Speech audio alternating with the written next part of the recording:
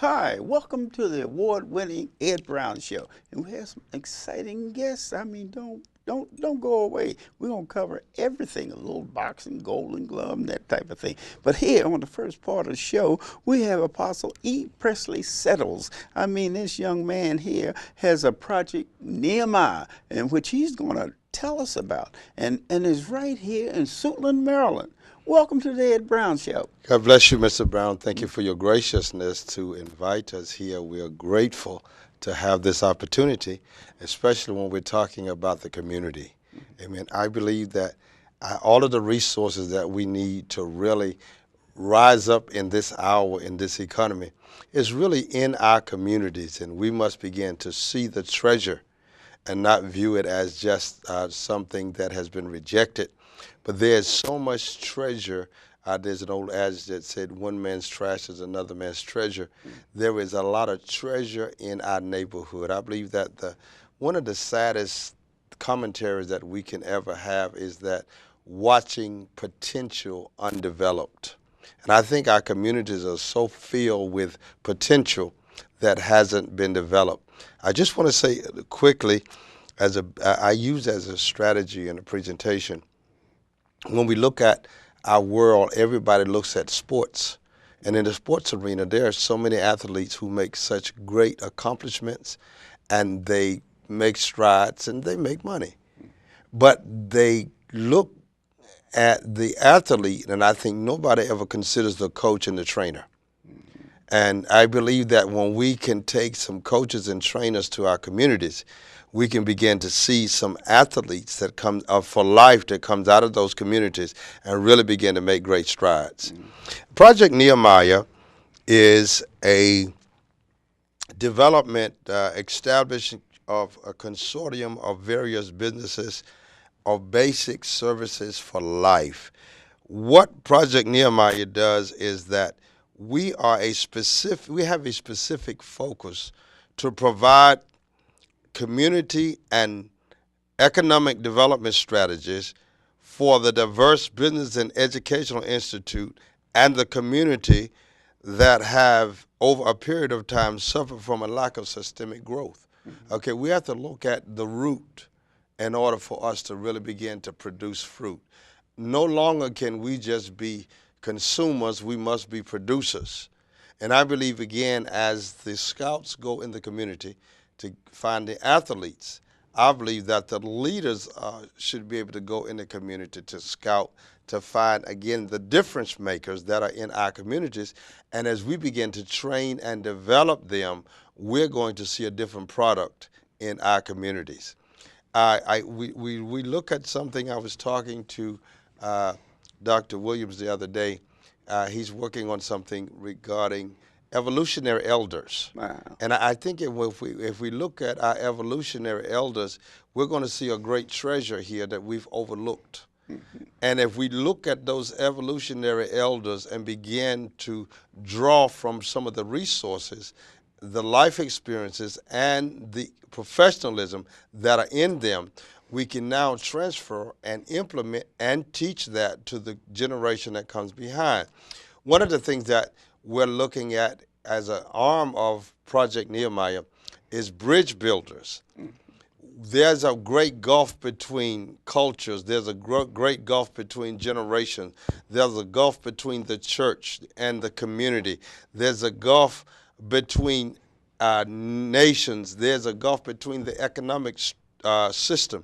So if we build bridges that we don't yell across the aisle at each other, but we're able to connect and exchange, I believe somehow now we develop a relationship. And in that relationship, I think now we can begin to develop teams, and it takes teamwork to make a dream work.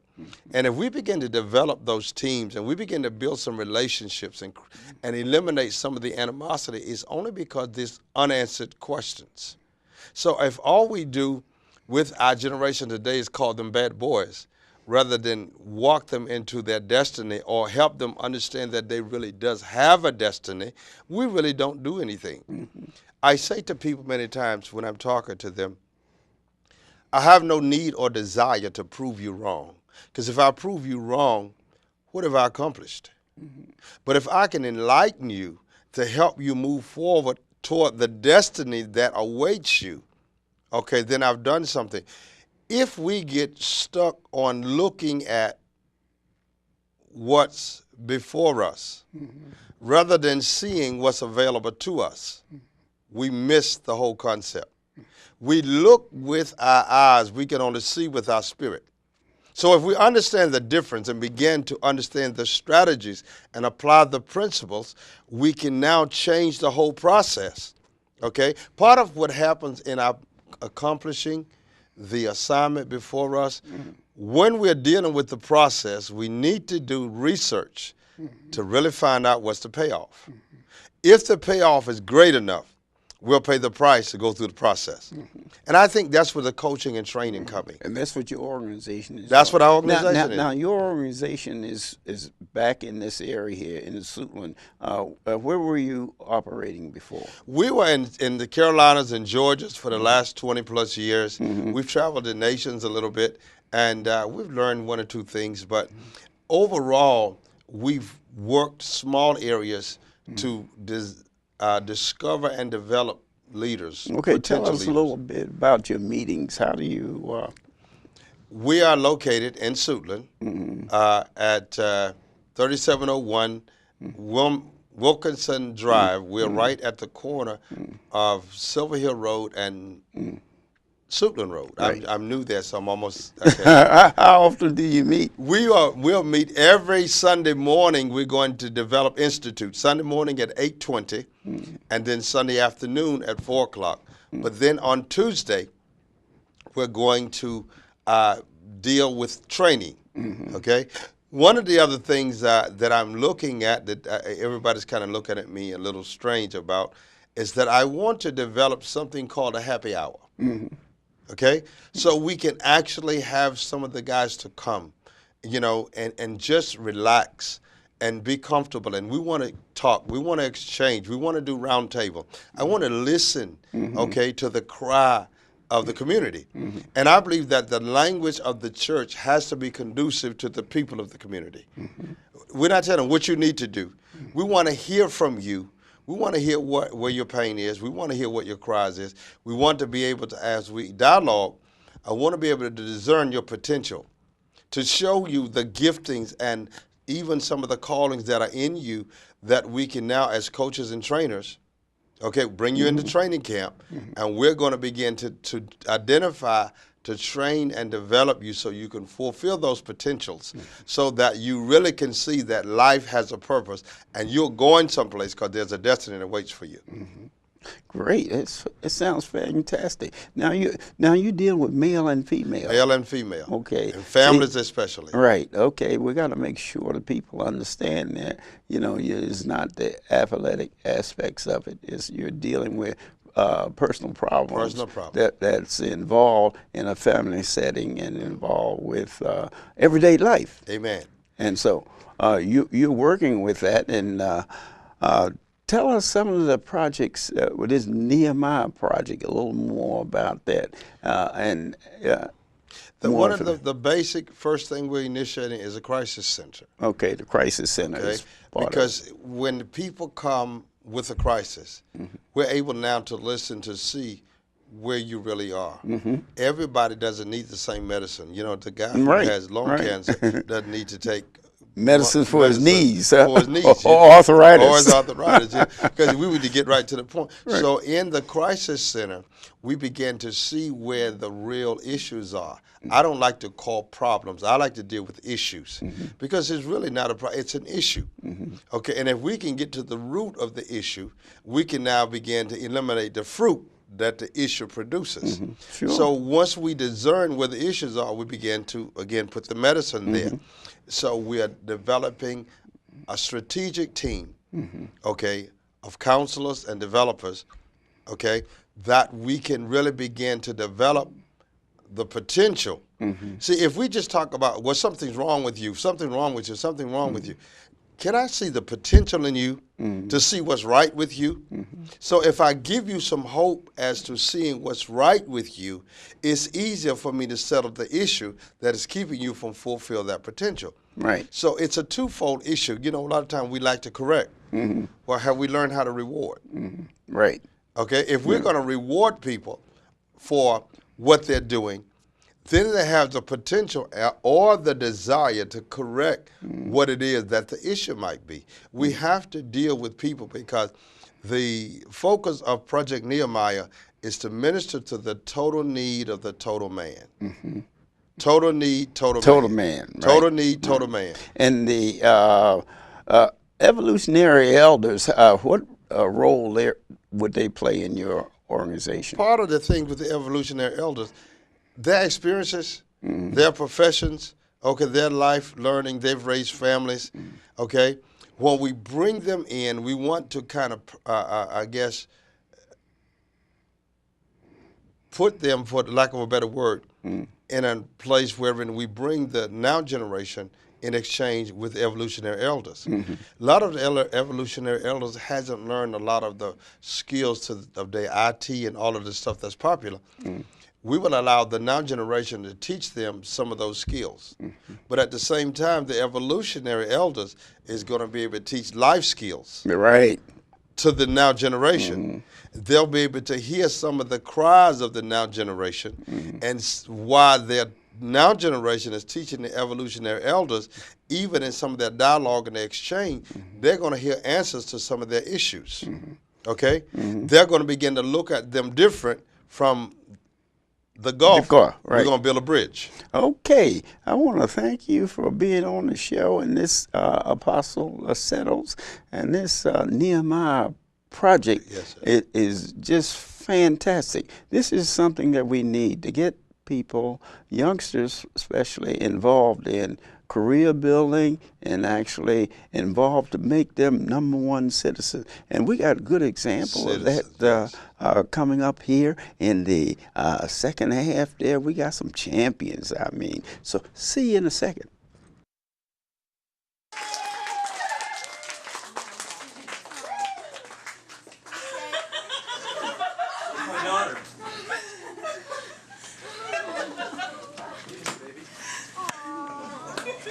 Come here.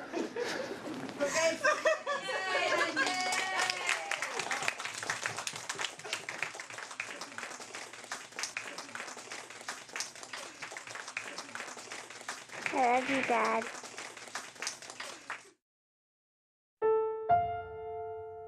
The odds of this daughter of a clergyman spending 11 weeks at #1 on the U.S. singles charts?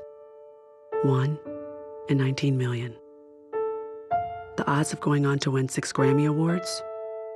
1 in 1.4 million. The odds of having a child diagnosed with autism?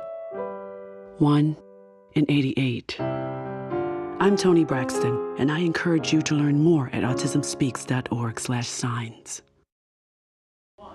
Hi, welcome back to the award-winning Ed Brown Show. And we have some guys here. Hey, look, you better watch out, boy. I got this glove, man. These guys are showing me what to do with it, you know. And they won some trophies. The Golden Glove is in town, and we have with us Terrence Wood, coach of the Raw Assassin. Boy, that's some name. Raw Assassin. Say it tough. Welcome to the Ed Brown Show. Oh, thank you, Ed. How you doing? Tell us a little bit about yourself. First of all, listen, you talking about you won a trophy. Tell us about that. Well, as a team, this trophy right here, we won this in 2012 in the Golden Gloves as the best team there. Congratulations. Which was a great honor for me and for the team and the family. And along with me, I brought who won this year, just fought last week in the Golden Glove, Christian Braxton. And Albie Siddiqui, he won it last year and this year. And the regionals is coming up April 26th in Waldorf, Maryland. Oh, tell us a little bit about you winning. What did you win? I won the 132-pound novice championship. 138 pounds? 132 pounds. 132 pounds. Yeah. Hey, how did you get into boxing? Well, Your godfather here got you going? He bop you upside the head a couple times. Actually, he came and watched them fight last year, and I think that's a very interesting story. He watched them with his moms, and they decided to get him into sports. And he And came. you got it, right? He came to the gym, and he trained hard. So it's a good thing that the year prior he was watching, and this year he actually won the whole thing. So Oh, that's great. congratulations. Congratulations. What about you, young man? That you all suited up in black there, boy. I mean, looking sharp, man. Thank you. I mean, that's basically my style. You know, every time I go to a match, I dress up, let them know that I'm coming to take care of business. Is that right? Yes, sir. And how did you get in boxing? Well, it's kind of a long story, but I'll keep it short for you. Please. Basically, the main person that that helped me get there, was Terrence Wood, which is my coach right here. It started as a fun thing, going to the gym, getting in shape, and as the competition increased, I just started liking it, and it just became a way of living. You didn't beat up on your little brothers or sisters? No, I take care of them. No, Right? I don't practice on nobody except when I'm in the ring. That's it. You don't practice. Okay, then. That's fantastic. Congratulations. Thank We you. like to see young men in positive things. And you have a positive coach here. He's talking about, the types of things that you guys are doing, you know what I mean? And you met a positive person that was on the first half of the show, that, we can get involved in that program too, coach. Now tell us about this Golden Glove that's coming up 26. Well, on the 26th is the Golden Glove Regionals, and what happened is Washington D.C., Maryland area all for the winners, which is which they won. He won in the 132 pound, and Albin won the heavyweights. We were going to go against all the winners that's coming from Virginia, North Carolina, and the military base. All their winners going to get together. And the winners out of that would go into the national, which would be in Salt Lake City. I'm really looking forward to it. I know that Kristen's going to win. I have no doubt that Albie's going to win. Then we're going to have representative sending them to Salt Lake City from PG County. And we'll be back here on the Ed Brown Show that's right. with 2 more trophies. 2 more trophies. I got to get a larger room. Yes. Yes. You guys continue. But this is really beautiful fun. And I'd like to congratulate young men for participating in a program like that. Get your buddies involved in it.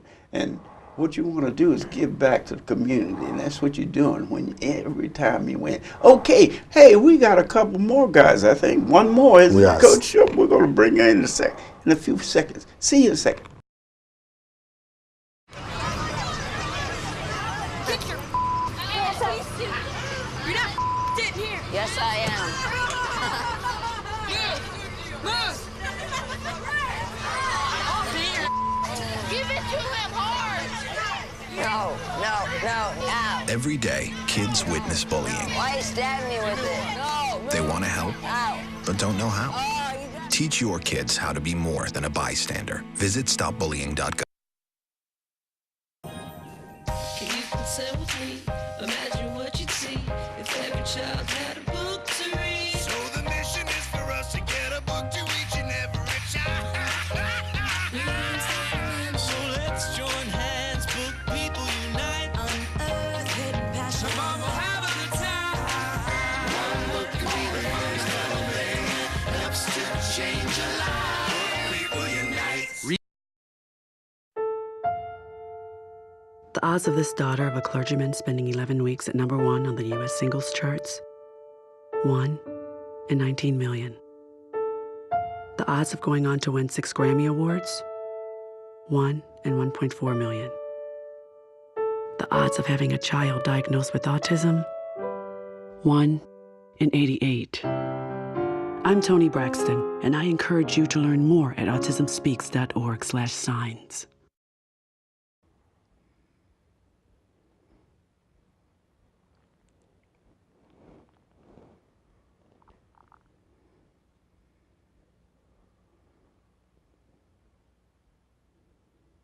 Hi, this is Ed Brown. Welcome back to the Ed Brown Show. And we're talking about the Golden Gloves, and we have a young man from Ukraine that he represents the United States now, though he won a medal. Hey, Coach, tell us about this guy. We got Yuri Polishchuk. Actually, last year he won the Golden Gloves, and this year he's turning pro. He's Congratulations. actually this Saturday he's fighting at the Showplace Arena. Great. And on May the 18th he's going to be fighting at UDC. Great. His profile debut. Great. Tell me a little bit about yourself. How did you get into boxing? You had brothers and sisters? I have my brother in Ukraine. Yeah. Oh yeah. You beat up on him, and that's how you got into boxing. No, he beat up on me. He beat up. You the baby, right? Yeah. I know what you mean. I was the baby boy. I used to take some beatings, man. Yeah. We used to fight with my brother. Yeah. Yeah. You and your brother, punch each other out there. But hey, one thing about a brother, that's protection too. Yeah. Nobody, if they say something to you, you say. Hey, I was need his protection only one time in my life. You did what? I was need his protection only one time in my life. Yeah. From the older person. The guy was wearing you out, so you was glad to see him, right? Yeah. Oh, Coach. I like to fight from when I was young. You did what? I like to fight when I was little. Oh, you did, huh? Yeah. You weren't a bully, were you? I was fighting. You're an 800-pound gorilla, right? Yeah. That's the way it is, But I mean, that's fantastic. That Showplace Arena, the Golden Gloves. We're really proud of you, young men, and this program that the coach has here, Mr. Woods. I say the program. Tell us about this academic requirement, Mr. Woods. Well, with me, they train at in LA Boxing. And what I do is, especially with Christian, if they are still in school, they have to keep to me, I believe a B average. I believe C is average. We're above average, so we go to a B. If they grades fall, they can't fight. I'm working with him, and also adults. I believe that you prepare them not just for boxing, but outside of boxing. Right. Careers outside. Yes. Albie, he wore a suit today.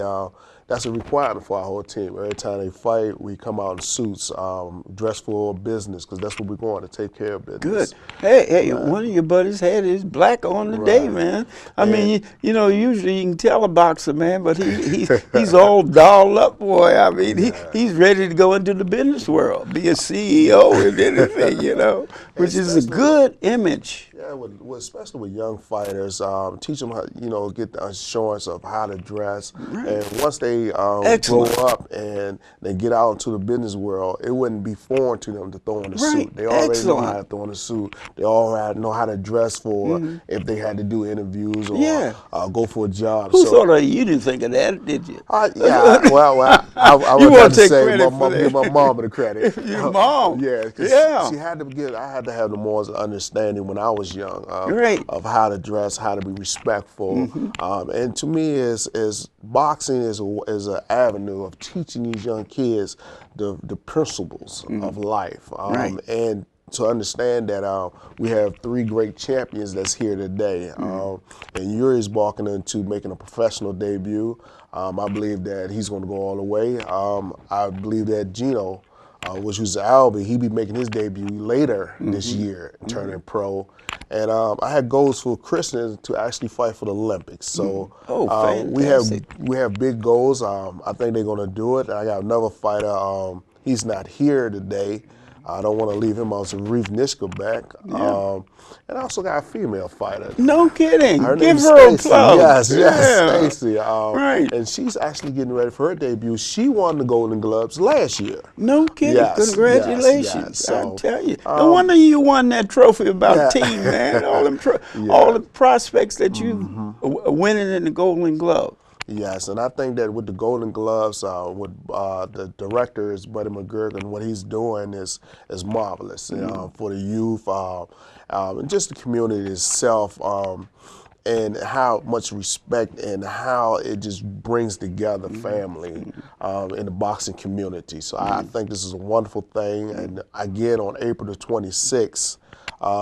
is the regional Golden Gloves, where all the winners from Maryland, D.C., as I said again, are going against the winners that's from Virginia and North Carolina. So we're looking forward to April the 26th. Yeah, I tell you, we want to thank old Bobby Magruder. You know, Bobby Magruder has been in boxing around here a long time. He's made a terrific contribution to the Golden Gloves, I tell you.